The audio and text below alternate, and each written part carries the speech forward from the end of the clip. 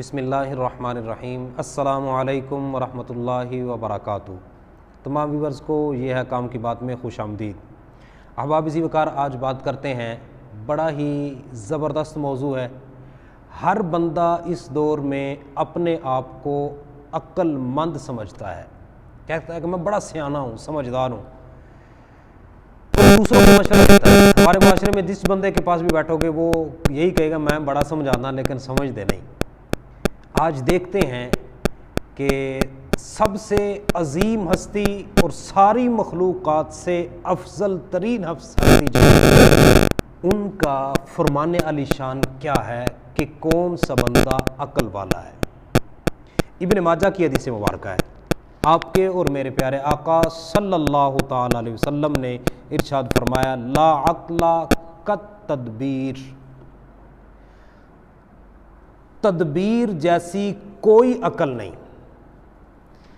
سمجھدار عقل مند بندہ وہ ہے جو تدبیر کر کے اپنی زندگی گزارتا ہے، ہر معاملے کو پہلے سوچتا ہے، سمجھتا ہے، پلان بناتا ہے، اس کے بعد پھر وہ زندگی گزارتا ہے۔ عقل مند بندہ وہ ہے، تدبیر کے بغیر عقل نہیں ہے۔ اب دیکھتے ہیں قرآن مجید فرقان حمید سے مثال۔ حضرت یوسف علیہ نبی علیہ الصلوۃ والسلام، جب آپ کو بتایا گیا کہ عزیز مصر نے خواب دیکھا ہے کہ 7 گائے ایسی ہیں جو ہری موٹی تازی ہیں اور 7 ایسی ہیں جو دبلی پتلی ہیں، اور جو دبلی پتلی کمزور گائے ہیں وہ موٹی تازی گائے کو کھا جاتی ہیں، اس کی تعبیر ہے۔ تو حضرت یوسف علیہ نبینا علیہ الصلوۃ والسلام نے جو اس کی تعبیر بتائی وہ یہ تھی کہ پہلے 7 سال بارش ہوگی، خوشحالی ہوگی، زراعت اچھی ہوگی، اور دوسرے 7 سال بارش نہیں ہوگی۔ اب اگر حضرت یوسف علیہ السلام تدبیر نہ کرتے، تدبیر نہ فرماتے، تو بعد والے جو 7 سال تھے وہ بھوک سے لوگ مر جاتے۔ یہ ہے عقل، یہ ہے عقل، کامل عقل۔ وہ تو نبی ہیں لیکن ان کی زندگی ہمارے لیے ایک نمونہ ہے۔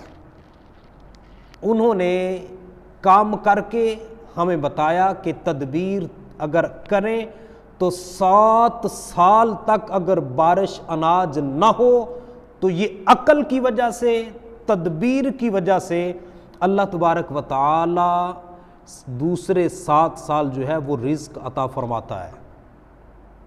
اور بہت سارے لوگ ایسے بھی ہیں جو سمجھتے ہیں کہ نہیں جی بس جو سال کا جو اناج ہے وہ جمع نہیں کرنا چاہیے۔ یہ توکل کے خلاف نہیں ہے، یہ عین توکل ہے۔ حضرت یوسف علیہ السلام سے بڑھ کر کون ہے توکل والا؟ نبیوں سے بڑھ کر اللہ رب العزت کی ذات پر بھروسہ کرنے والا کون ہے؟ لیکن یہ دنیا اسباب کی دنیا ہے۔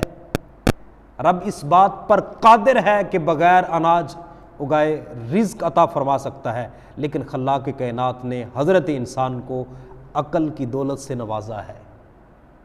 اگر انسان عقل کو استعمال کرتے ہوئے زندگی گزارے تو اللہ رب العزت کے فضل سے، فضل رب کا ہی ہوگا، اللہ رب العزت کے فضل سے اس کی زندگی کے جو چند دن ہیں وہ اچھے طریقے سے گزر جائیں گے۔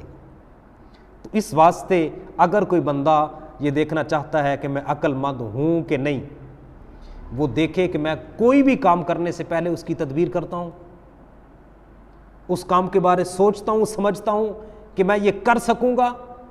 اگر وہ تدبیر کرتا ہے، اچھی تدبیر کرتا ہے، تو پھر وہ بندہ عقل مند ہے آقا علیہ الصلوۃ والسلام کے فرمان علی شان کے مطابق۔ اگر کسی کی سنی سنائی بات پہ یوں ہی کوئی نہ کوئی کام شروع کر دیا، خود تدبیر نہ کی، وہ بندہ کبھی بھی عقل مند نہیں ہو سکتا۔ اس واسطے اللہ رب العزت کی بارگاہ میں عاجزانہ التجا کرتے ہیں، خلاق کائنات صدقہ آقا علیہ الصلوۃ والسلام کا ہم سب کو عقل سلیم، کامل عقل عطا فرمائے۔ وآخر دعوانا ان الحمد للہ رب العالمین۔